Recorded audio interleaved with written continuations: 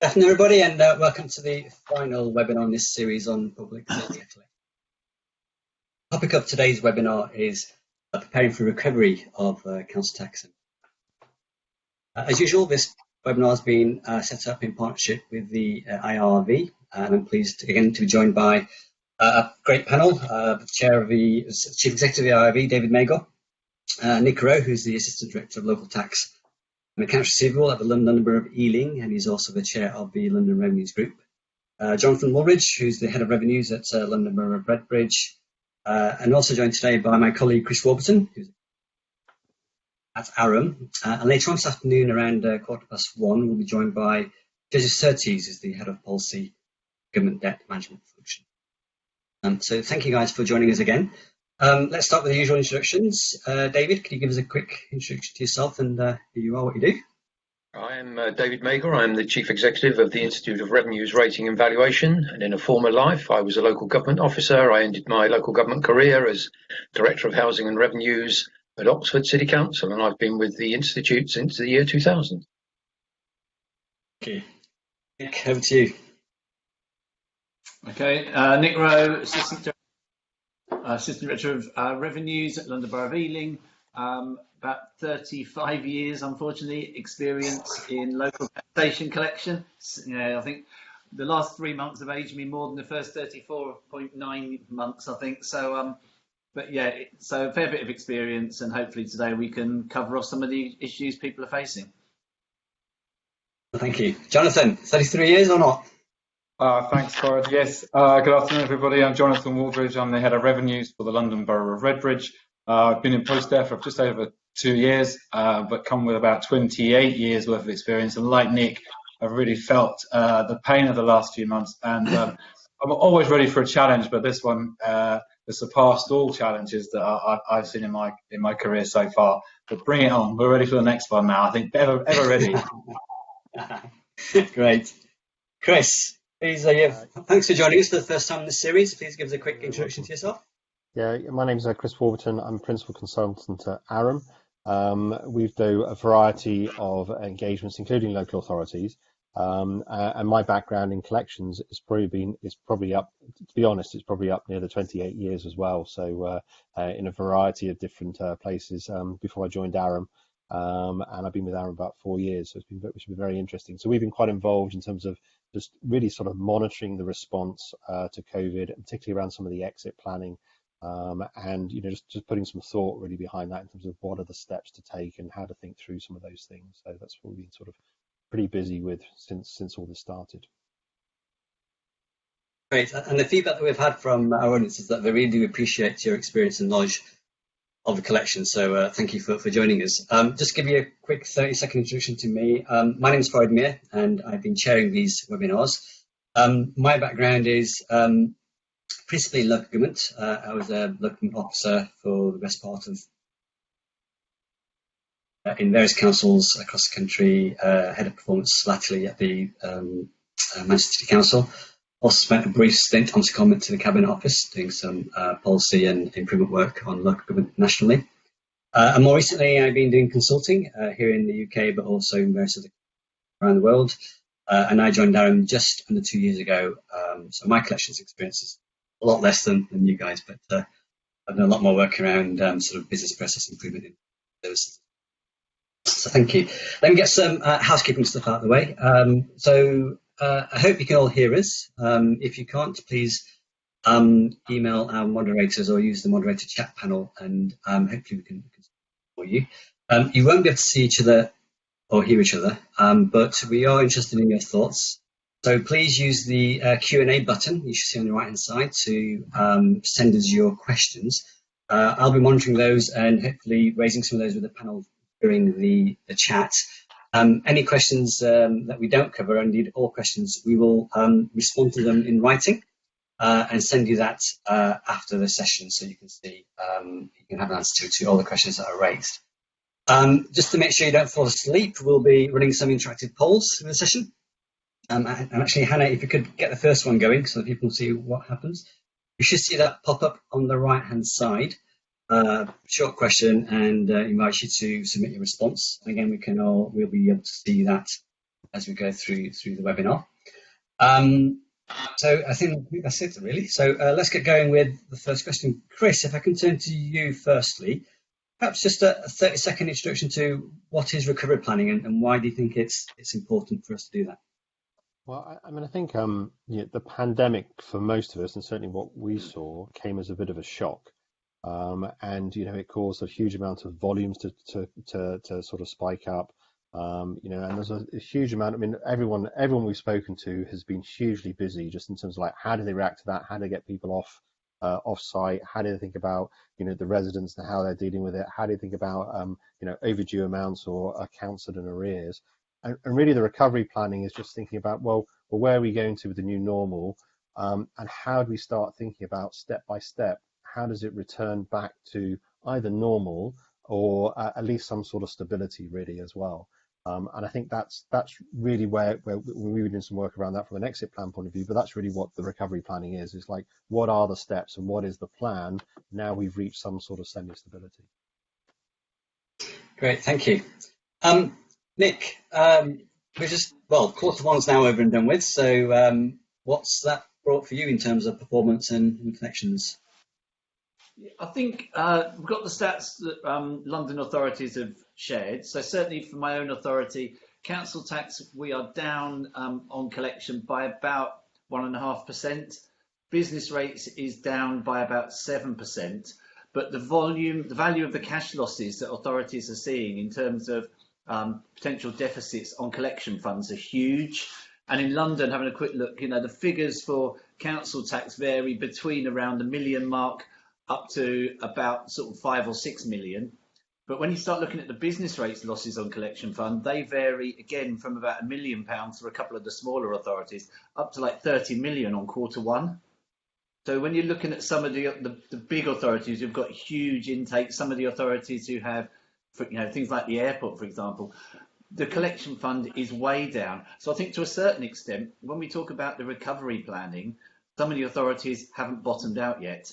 And I think that's what we need to be cautious of about launching our significant recovery plans, when in certain cases, we might not have even hit the bottom of where we are in terms of the ongoing collection. Jonathan, what's the view in Redbridge at the moment?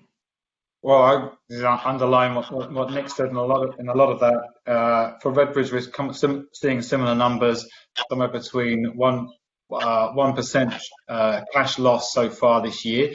But I mean, we're saying that today at quarter one, but we're anticipating, because we've had a lot of residents that have asked us to defer those instalments to later times in the year, that actually they will pick up. But by how much, and will we get that strategy right in recovering those funds, which we need to do, because we all know that if we allow it to slip into a later year, we risk actually collecting that money. I think the other thing I'll just pick up is, I'm getting myself coming back, am I? Or is it clear? But it's okay, keep going. Okay. So the other thing I was going to underline is the fact that we've probably bottomed out on some of the pressure that we've had coming through. We've certainly not seen, as Nick said, we've not seen the risks, some of the losses come through yet. We're still yet to see those enforcement actions start. We haven't got the court work started yet, so we've by far got through this, but we may well be over the first phase. Okay, great, thank you. David, so given what both Nick and Jonathan are saying about not quite reaching the bottom and possibly there's still some hangover with all the in trying to sort of implement all the new initiatives that we had to do in the last sort of quarter to deal with this current crisis, are we actually in a position to start recovery planning or not? Well, it's never too early to start planning, and particularly recovery planning. But the real problem at the moment is that we're nowhere near the bottom.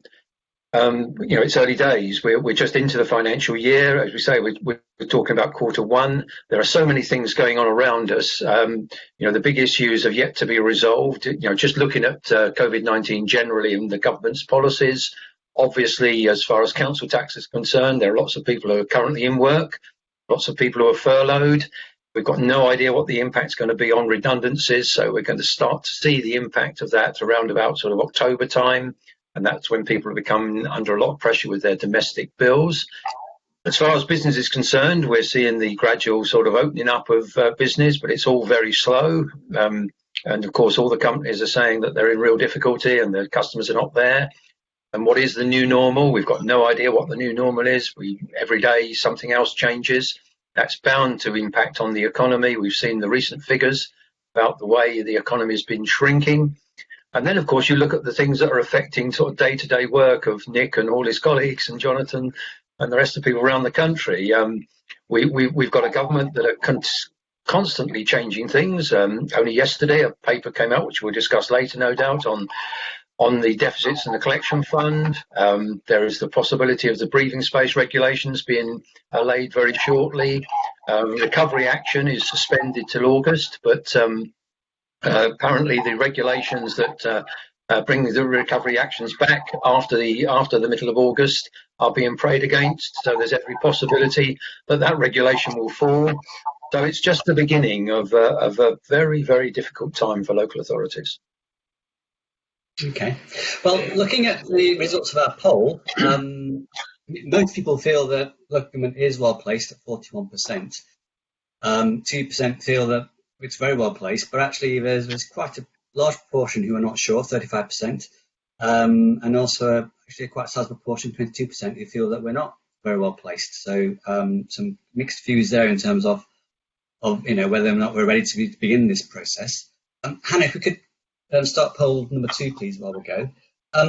David, can I come back to you? So, what do you think we need to start beginning this process? What questions should we be asking ourselves, and what should government be doing to assist us?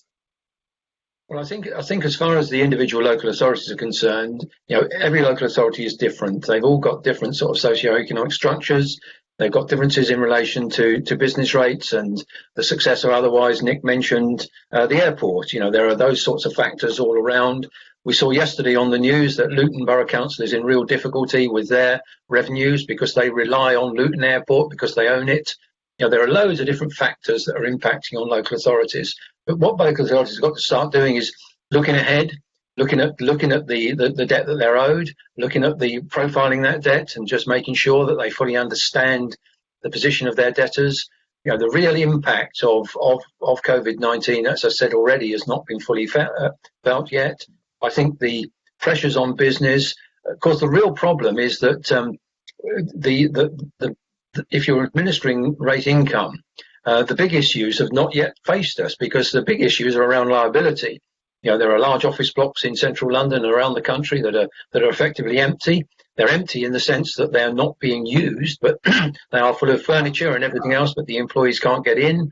Now, that's bound to attract challenges. We're already seeing ratepayers taking advice on whether they're in beneficial occupation or not. That's bound to surface as an issue in the near future. Of course, there are COVID-19 appeals because of a material change of circumstance. Those appeals are beginning to surface. We have one major chartered surveyor who is promoting a class action on a material change of circumstance. That could have a dramatic effect. And of course, these issues take a long time to come through the sausage machine.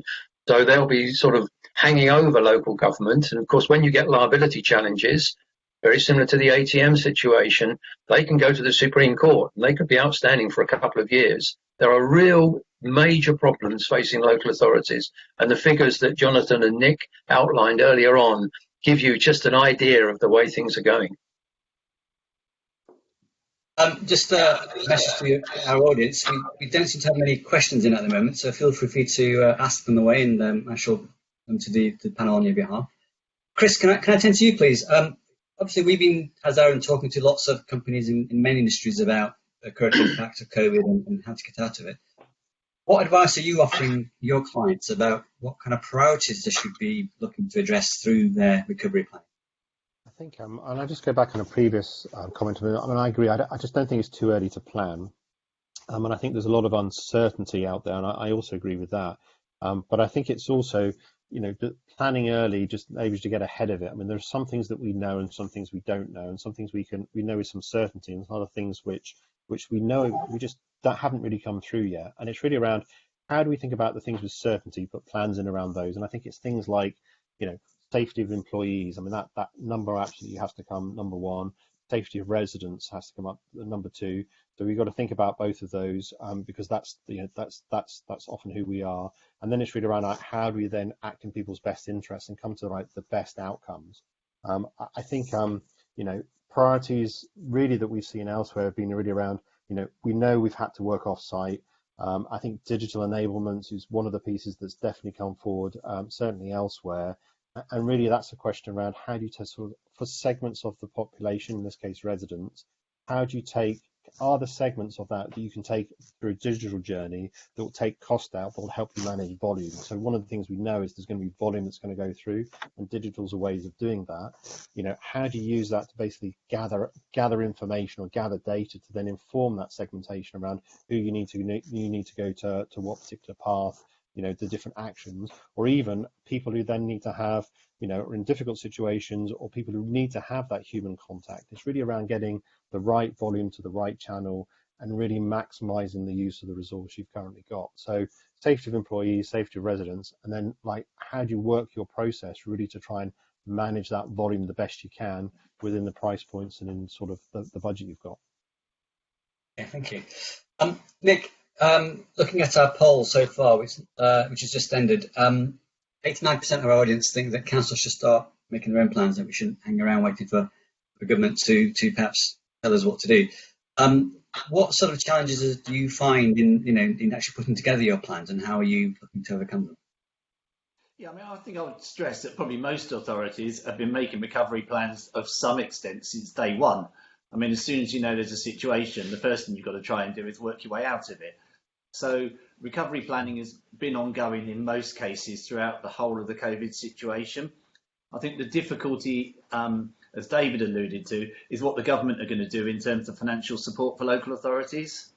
And it is a financial situation for authorities. We're facing huge losses, and we do need to know what the government is going to do in terms of providing that support. And David will cover, some of the suggestions a bit later.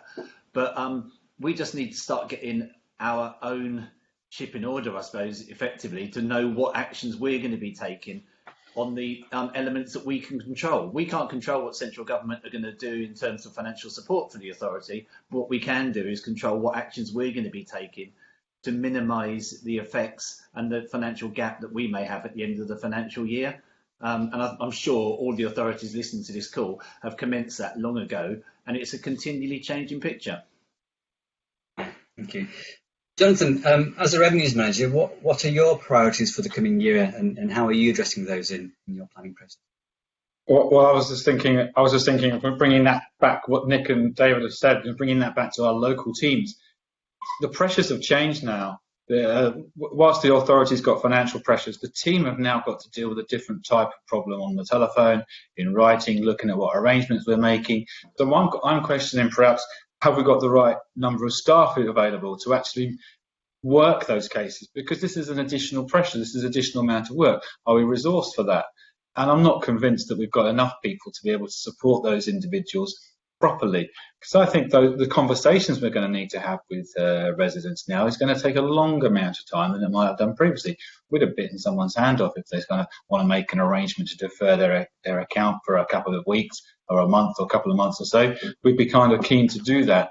Now I'm thinking we need to be understanding a bit more about that household, because we need to be sure that we need to signpost them to the right places. We need to make sure that they've got adequate support in the event that there's a recession. And then there's also the situation of the council tax support availability. I know from my authority, we've reduced that level of support to its bare minimum in lots of ways. We're still trying to make sure that fits the overall budget, and also then support the right customers, or as many customers as possible. But of course, there are still people that are the wrong side of that line. So our work is going to be working those cases, and that's going to take a lot longer. Because coming back to have you got the right number of staff, and have those staff got the right training to deal with this new environment, this new world? Clearly, the measures that we put in place before, the sausage factory process of issuing a reminder, issuing a summons, and then turning up at court and just going through the run-of-the-mill, issuing it to the enforcement agent, isn't going to work if we actually want proper engagement and understand these households' problems properly. Thank you. We've had a couple of questions from our audience around the role of courts and the fact that we don't have a huge amount of information about when the court process might start, when hearings might start again. How are you addressing that particular challenge, and what contingencies are you putting in? Shall I pick that up first? Yeah, sorry, I missed the last bit. Okay, cool. So actually, we've already started engaging with our our local authorities, our neighbouring authorities that share a court with us. We've tried to understand how we're each approaching it, what our individual local needs are, and we've also engaged our local court. And I think there's a conversation that's underway at the moment that will with the court that will allow us to move that forward. We're really keen to look at this, and perhaps the old cliche of an opportunity of a crisis comes to mind, because we can now perhaps move these liability orders into a proper age of getting these cases cleared through the court without the rigmarole of having to drag people to the court hearing. So I think there might be something in that. As long as we, of course, don't want to deny anybody any legal opportunity to be represented, but I'm sure we've got ways to mitigate against those risks. So I think it's underway, but we're far clear of an answer. Absolutely. Nick, we've had a couple of questions around sort of the impact of debt on perhaps new debtors, those who previously haven't been in debt and all of a sudden find themselves in position. And I just remember back to our previous webinar, some of the stats that we found that there are a lot of new people, perhaps almost up to 1 million people who now will find themselves in debt that previously weren't in debt before. How were you addressing that scenario where you've got previously really good payers who perhaps through no fault of their own now find themselves in a difficult position? I think there's a number of ways you've got to approach it. I think, as Jonathan has alluded to, it's signposting to actually show people what support's available to them. There are things like council tax support. Authorities are offering payment holidays. We've got flexible arrangements that we can offer people. But really, the crux of the matter is dealing with each case individually, because everyone will have very different circumstances, and it's finding out what that person's circumstances are. Have they been furloughed? Have they seen a significant reduction in pay? Is this likely to be temporary or permanent? And I think you need to have that flexibility in your approach from customer to customer. And I think, again, we've talked already about the sort of sausage factory or the conveyor belt approach to recovery. That just can't happen anymore, because we know that each debtor will have very different circumstances. And I think you've got to get an understanding of that to work out what approach you're going to be taking for each person. And certainly for us, we're using a lot of support from external agencies, from the likes of Step Change, from MAPS, people like that, who can provide that external support in terms of signposting and guidance for potentially new debtors as well. I think what we are finding is a lot of people do want to be able to pay us, but genuinely can't. And I think that's one of the things we've always strived to find, between the difference between the can't pays and the won't pays. And if someone genuinely cannot afford to pay us, then we offer support, and we try to work out when or what arrangement we can make with the people, which is mutually agreeable to both of us. David, sorry, Hannah, could I have poll number 3, please? Thank you. David, again, coming back to the courts and sort of, the lack of uncertainty around some of these things. What's the view in central government around sort of, the challenges around restarting recovery processes, and how do government recognise that we need answers to some of these questions sooner rather than later? Well, I think the government recognise it, but remember, the court service is it's part of the overall administration of the country.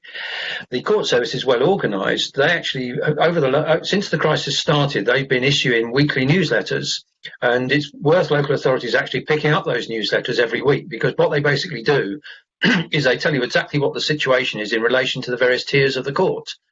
And you can see exactly where the priority for liability orders rests, and you won't be surprised to find out that it's right at the bottom. And it's one of the lowest priorities. And of course, when you look at some of the issues that the courts are dealing with on a daily basis, you can understand why it is at the bottom. So That priority is not going to change in the short term. The government are communicating through the Her Majesty's Court Services with the court users. The newsletter comes out on a weekly basis. It gives detailed information. You can actually get regional information as well. So there's no shortage of trying to keep people informed. The real problem, of course, is that the crisis is affecting the operation of the courts, and that's the reality of the situation. So your procedures for liability orders are going to be delayed. Any other procedures you might be wishing to take are bound to be delayed. But the interesting point that came out of the comments made already was the comment made by Jonathan about the process. I think what this might do is trigger a change in the application process. At the moment, we're making complaint to the magistrates. It's something that's been done for many, many years, and it's about time that was modernised, and it's about time that the whole process was looked at, and we streamlined it so we could deal with straightforward issues and get those out of the way in an automatic manner, and then deal with those the challenges in an appropriate way that's modern, as opposed to something that happened sort of 50 years ago. I don't quite go back 50 years, but quite a few years. And I can tell you that the court process has not changed. It was interesting. I was looking at my my own personal library the other evening, and I found my court takers file. And my court takers file goes back quite a long way. I'm not going to tell you. And I bet you that process has not changed one bit. I could use that court takers file tomorrow because the process for application is exactly the same. But we've got to modernise it, and this could be an opportunity to modernise it. And I'm with Jonathan on that. I think there is a real opportunity to do that. As far as Nick is concerned, the point you made about debtors and finding out more, the government's doing quite a lot there. MAPs are ploughing money into the advice agencies. They're coming up with this central contact centre where debtors can ring and get debt advice immediately. They're allocated an advisor. They then are sort of informed about the process and how they can go forward. All the agencies are putting their resources together to make that work. The pilot study is underway. There are about 30 authorities involved in that pilot study. That will be rolled out very shortly. MAPS have just announced another wedge of money come from government to support the advice agencies, to give them more resources to deal with the problems that people are anticipating. So I don't think there's any shortage of the government doing things about the problems that people are facing. But the real issue is getting accurate data of what's going on locally. This is a local issue. And as Nick said, you've got to find out where your debtors are, what their circumstances are. There's the standard statements that you can get completed. There are lots of different things you can do, but the important thing is to differentiate between the can't payer and the won't payer, and concentrate on the can't payer, find out what the issues are, and change your procedures to actually suit that debtor, because these are going to be very personal things, and it's going to take an awful lot of involvement of local authority staff. And again, the point Jonathan made, may be under-resourced, and so there are real challenges ahead. I look like you were desperate to say something in the middle of all that. Jonathan? I was going to try and get him in to help out with our court work.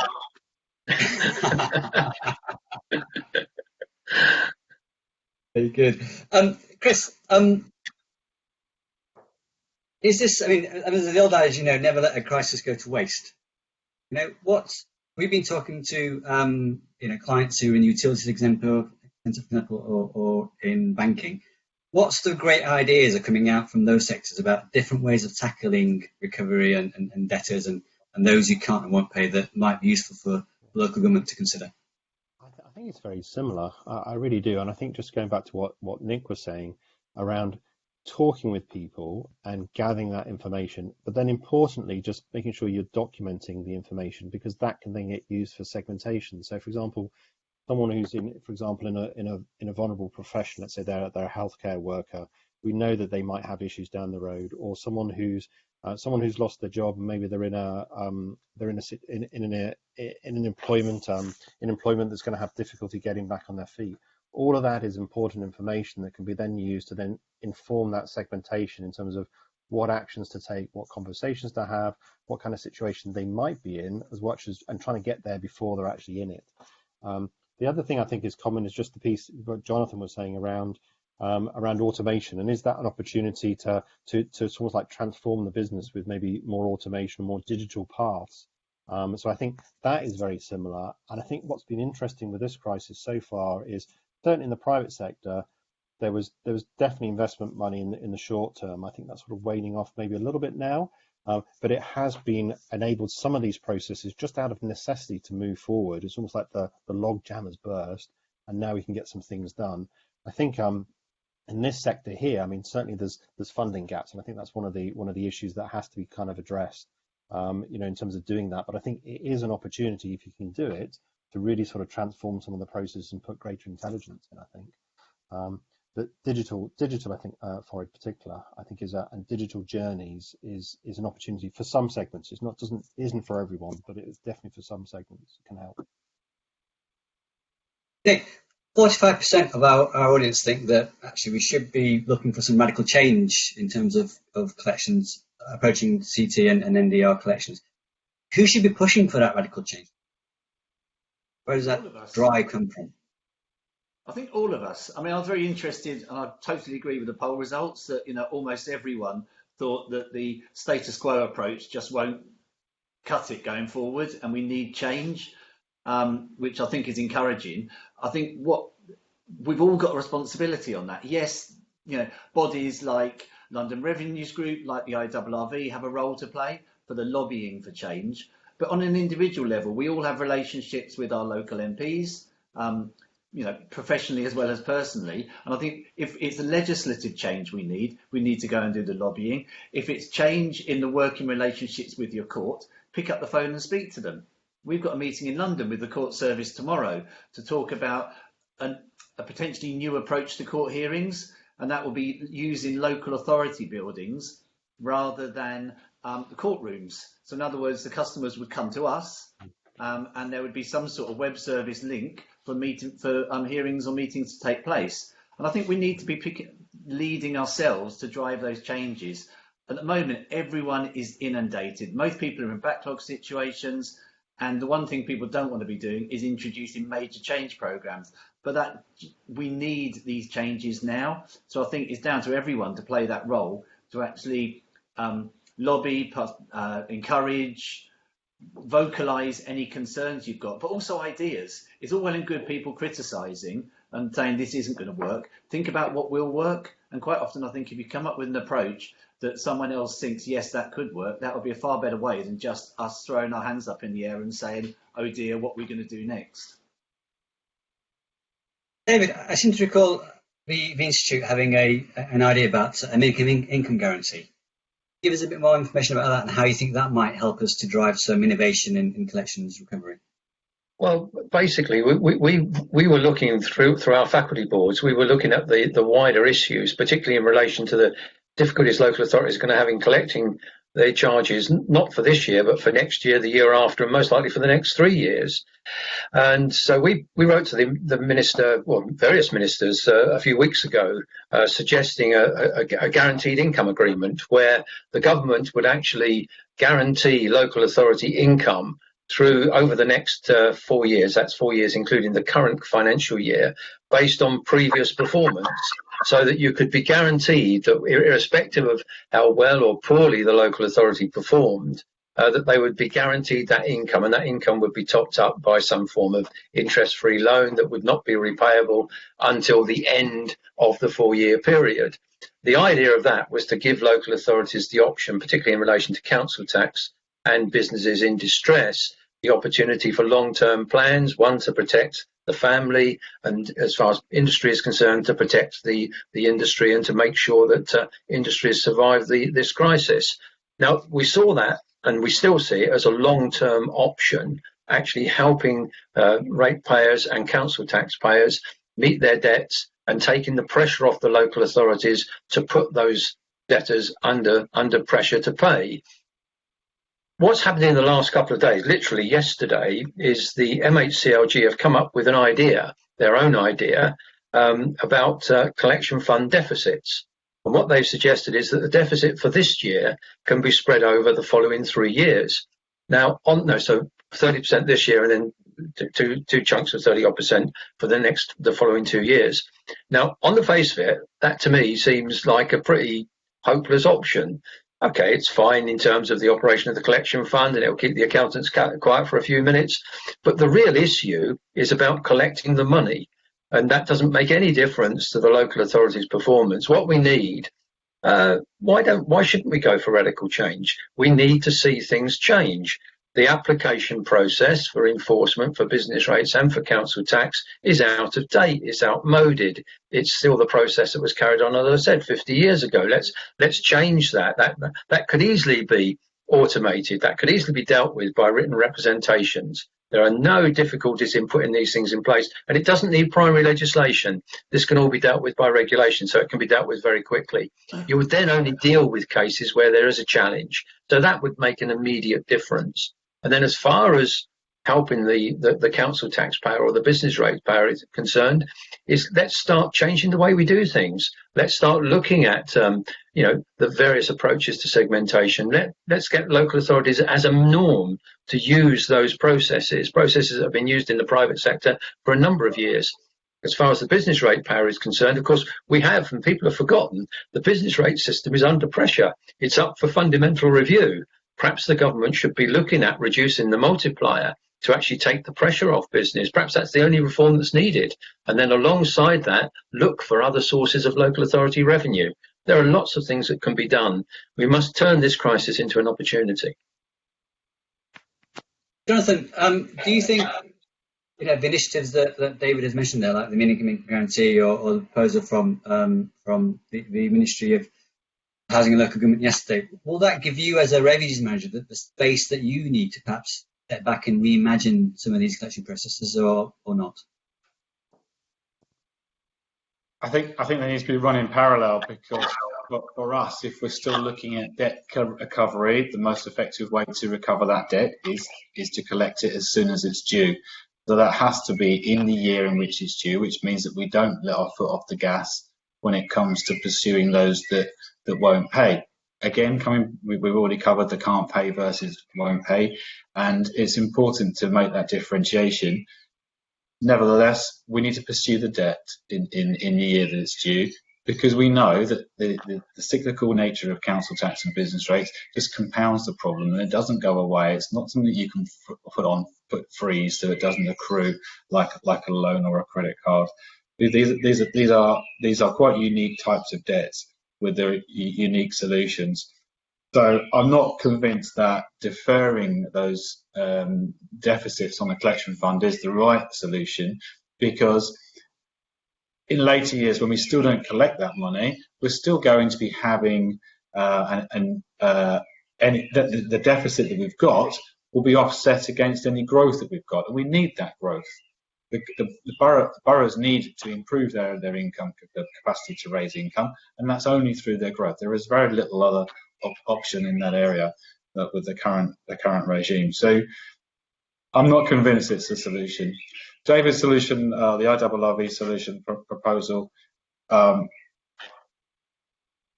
moves that out enormously, and I think that's something which we should be exploring. I've got to say I'm not in a position to judge it and to critique it, because I haven't studied it well enough. But I know that from a perspective of not collecting debt soon enough, it's just a problem that's not going to go away. Okay. Nick, in terms of thinking about the planning horizon, when we're thinking about obviously an improvement program, a recovery program, what kind of planning period should we be thinking about? 1 year, 3 year, 5 years, perhaps even 10 years? What do you think? I think there's a number of different phases we're going to have to go through. I mean, we are all doing short-term planning, and short-term planning, I'm talking about the next month, the things that we need to do. We've already talked about the potential reintroduction of enforcement. So what are the authorities doing? Are you issuing reminders? Have you started discussions with your court? Have you had discussions with, chief officers, with lead members around potential reintroduction of enforcement? And they are decisions that will happen immediately. In terms of the longer term financial issues around the collection of some of this money, I think you're talking years. And some of the, as I said earlier, some of the issues that are going to come out of COVID, we won't even see yet, because of the furlough scheme has hidden away a lot of the issues that we're going to be faced with in the coming months, when suddenly furlough ends and these people won't have jobs to go back to. And I think the hit we're going to get on benefit services, on council tax reduction schemes, is going to be absolutely immense. And again, that's going to bring a whole new raft of issues, measures and strategic plans that we're going to have to follow on with to deal with those as well. So I think at the moment you need to be planning now. In terms of long term, I think we're talking years in terms of a recovery plan to correct the losses that local authorities are going to find following COVID. And plus, we still don't know what the future with COVID is going to be. You know, if you look at the scenarios of some of the other countries where you're going back into secondary lockdowns, if there would be a second spike later in the year, the financial implications of that will be huge for local authorities. Just the survey of the results of the final poll. David, 38% of our audience haven't heard about the proposal from the RIV, so I think it might be something that's worthy of further sort of communication coming forward. Hannah, could we also have a poll about the deferred payment proposal, please, as well? Sorry, deferred. Maybe earlier. Sorry, got that right. Chris, let me come back to you. So you've been hosting some webinars with utilities over the past few months around sort of their approach to COVID and you know what they can do. What appetite do you see in that sector? Coming back to the sort of this issue about the priority of debts, that actually utilities, local government, the third sector, perhaps now be working together in a different way that perhaps they haven't done before to deal with customers who might have multiple debts across all those industries? I mean, a lot of that comes through the debt advice agencies who do work across multiple sectors. I think that, I mean, that some of that stuff does happen. I think it's an interesting idea in terms of if you'd actually sort of coordinate it more. I mean, the reality is, I mean, that be they residents, be they customers in different industries, they're all the same person, right? And they all have, you know, overdue amounts in different locations. So it's really around, I mean, they, in the end, they have to be dealt holistically, and they have to have a holistic approach to them. You know, I think the more coordinated it can be within, you know, legislation or, you know, respecting the customer's desires, I think the bigger the opportunity is. I do agree with Jonathan. I mean, even in the private sector as well. I mean, like pushing things down the road means that the likelihood of collections reduces, right? And I think that's the same everywhere. So I do think sort of like, you know, getting on top of it now, having workable arrangements now from a customer relationship point of view really makes a difference. And we don't know how long it's going to last. And sort of like addressing the issue now, finding solutions, you know, at a customer level really sort of can really help. It's not been discussed widely in terms of like how do you do that holistically. There's opportunities for things like open banking and stuff like that, but it's I think it's an interesting idea. Okay. Nick mentioned quite rightly that we don't know actually where we are with COVID right now and what might happen. Given sort of looking back over the past 3 months, what things do you think we should be doing now to mitigate against perhaps a second wave and some of the problems that might bring? Chris? For me, I think investing now. I mean, so we had the initial panic that came through, I suppose, and we had to react to that situation. I kind of feel like, although there's still a lot of work, and everyone who talked to is just incredibly busy, and I know there's huge amounts of work going on in the background, but we are in a bit of a period of stability over the summer. I mean, the caseload has come down. You know, things are starting to relax a little bit from an open point of view, but we don't know what's going to happen in the back end of the year. So now's the opportunity, I think, to plan. If you can get investment around digital, if you can understand and capture what customers' current situations are, you gather that information now, because we've got to think about what will happen in the winter. I mean, so if there is a second lockdown, do we have processes that are going to be flexible? You know, can we work off site? Can that be 100% working off site? You know, so the process is robust, not just recovering from where we are now, but like if there was something to happen in the future, making sure that's robust for a return to lockdown, as an example. I think now's the time to do it, because we've got, although it doesn't feel like it, we've got a little bit of breathing space potentially now, and it'll either get us ahead on any recovery plan, or just put us in a better position should something else happen, I think.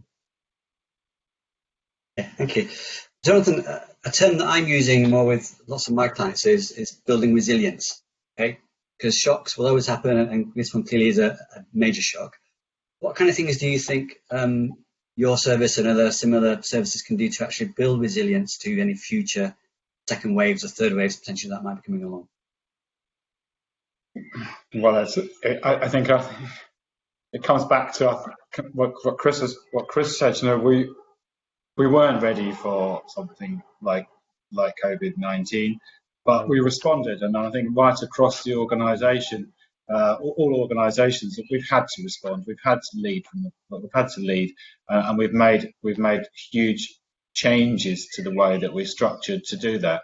I think we demonstrated that we do have the resilience to switch these services on, stand them up to the service levels that we need to, and they need to be agile enough to cope with that kind of response that's required. Have we learned anything from it?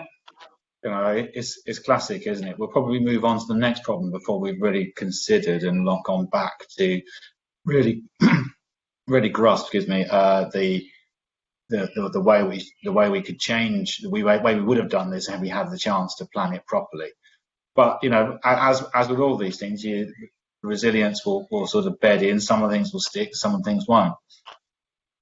I'm not sure at the moment we are ready for a second wave. As Chris said, you know, services are being delivered in very different ways. We've got all of my team are still working at home. I don't see any reason for us to rush back to working in an office environment. If it weren't for the attendance of attending court, we wouldn't even be thinking about trying to procure any PPE for our staff, because we've got some inquiry officers doing some work, but the 99% of them aren't in that position. We don't need to. We're very safe working at home. So the resilience is kind of inbuilt by the capability of working remotely, and we're probably going to continue in this way. My staff won't thank me if I said I can see us being here to the new year. I just don't see any reason why we'd rush back, and I think that would then take care of any second wave, if there is one in this calendar year, or any other incident in the future. I think what we've demonstrated is we don't need these big, shiny, tall office buildings to accommodate our services. Having said that, nor do the banks and some of the insurance companies. So that is another problem for local authorities when it comes to empty office blocks. Great. Nick, looking back over the last sort of few months, what's the one thing that you want to build on and the one thing you want to ditch going forward? I think a huge positive have been the reaction of staff. I mean, I cannot speak highly enough about how flexible and willing the staff have been. I think we all alluded at the start what a nightmare 3 months it's been, and workloads, I've never known anything like it in my 30 plus years in local authority debt collection. But the support and flexibility throughout the organisation has just been stunning, and that's not just within my own organisation. We've had numerous meetings across London through LRG, IRRV have stepped up and given support where required, and I think the general teamwork across the whole industry, if I can call it that, has been phenomenal, and I think that will continue. We've always worked fairly closely together between authorities, you know, using the likes of IRRV, but I think that will just improve even further, and I think that is the one positive I would take out of it, the way that we've all pulled together. And touch wood, you know, hopefully in 6 months' time we can turn around and say, you know, we got through this by working in true partnership. We ran, as you were talking, we ran a quick poll about the proposal to spread the deficits over 3 years, and 45% of our audience think that it probably won't incentivise changes to collection practice, but 47% are not sure. So the jury's out on that one. Now, I believe we've got Joseph with us. Joseph, are you there? Hi, Forage. Yes, I am here indeed. Hi, welcome. Thank you for joining us. Okay. So just for I introduced you earlier, let me just repeat that. Joseph is the head of policy for the government debt management function at the Cabinet Office, and I believe you're running a consultation on fairness in the collection of government debts that you'd like to talk to us about, Joseph. Yeah, that's right. And I was asked just to come along to give a quick update on that.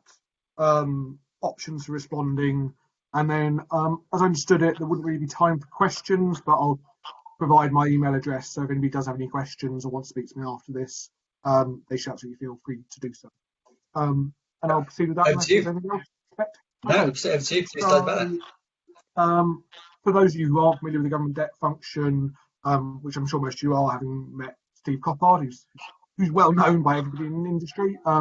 Essentially, what we do is we work with government departments and arm's length bodies to ensure consistency in government debt recovery where possible and drawing attention to best standards. Obviously, over the last couple of months, we've been very busy with COVID-19 issues, but we're also very interested and very keen to ensure that government debt recovery, debt management keeps pace with the industry and sort of makes up some of the ground and the areas where we know we're lagging behind. So we know there was the National Audit Office report that said government in places wasn't doing the best job it possibly could. There was also criticism from the Treasury Select Committee. So in order to do this sort of most effectively, to take in as wide a range as possible of views and evidence and insight that we can then use to develop future policy, we've launched a call for evidence. Now, this is sort of quite a wide-ranging document. It's not proposing any new policies at the moment, but it's looking into a range of sort of specific issues that we know are problematic for debt management in general, but probably particularly for a lot of government work. So that is affordability assessments for one, treatment of vulnerability, disputes resolution, treatment of complaints. We've also got a specific section in there around responding to fraud, how to identify fraudulent debt and to enforce against that appropriately. Now, I know that probably every civil servant says this, but we are generally very open and honest and really want feedback from as wide a range of participants as possible to know what you think, so we can share that with our government colleagues, which we'll be doing, and then feed it into some of the sort of ongoing thinking around how government can do better, in particular with the treatment of vulnerability and the treatment of fraud. The call for evidence document itself is hosted on gov.uk. I can provide the full URL for to be sent around after this meeting, but if you just Google debt fairness call for evidence, that will come up. It was launched on the 29th of June for a full 12-week consultation period. So that should be completing on the 21st of September, following which we will publish a sort of summary of responses. Alongside that, we also know that many organisations may or may not have the ability to put in a full written response. It's a relatively long document, relatively a large number of questions.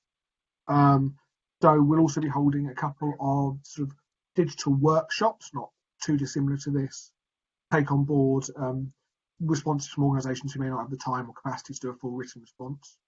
I'm very happy to share the details of those if anybody on the call is interested. My personal email address at work is joseph.surtees, SURTEES, at cabinetoffice.gov.uk. So if anybody would like to find out more about the call for evidence, participate in these workshops, or just discuss some of the issues they're seeing in more detail, please absolutely feel free to get in contact. I think that's pretty much the suite of information that's necessary. Please, I just urge people to check out that document. I am very happy to take questions now if that's possible. And if not, again, I just emphasise that people can and should feel absolutely free to get in contact with me at any point over the next sort of 10 weeks and discuss this in more detail and discuss any of the issues that you're seeing, both pre-COVID-19, but also some of the sort of future focused issues that you might think come into relief slightly more starting towards the end of this year. Joseph, unfortunately, the format we've got today doesn't allow for immediate question and answer type sessions. It takes a few minutes for the questions to come through on our platform. But if people would like to submit their questions, what we will do is forward those to Joseph, and then we can include the answer in our mail outs after this session. We'll also include links to the document that Joseph referred to and his contact details as well, if people would like to contact him directly on that. So thank you for that. Okay. One of the other proposals that we've had, you'll see a new poll coming up in a few seconds, is that, as Joseph mentioned, not everyone will have perhaps the time or the capacity to, at this moment in time, to submit a full response. So it's been suggested that what we can do is, as Arum, is perhaps facilitate some workshops, some discussions, and perhaps even host a series of webinars like this again to try and generate some of that discussion and forward comments on your behalf to the Cabinet Office to contribute to that call for evidence. So if you'd like to be part of that, please respond using the poll that's just come out right now. Okay. And so I think that's... Sorry, I was just going to say, we'd obviously, myself or another member of the function, would be very happy to come along to any meetings that either you or your partners organise to discuss this in more detail. I realise it's been a bit of a whistle stop, go through it, but if you want to talk about this in more detail at any point, we're always happy and available to do so. Great, thank you. I think if there's sufficient interest from people who are joining us today, then I think there's clearly demand for perhaps another series of webinars like this where you can perhaps join us, Joseph, and we can discuss some of those issues in a bit more detail. I think that certainly might be welcome, depending on how people feel about that.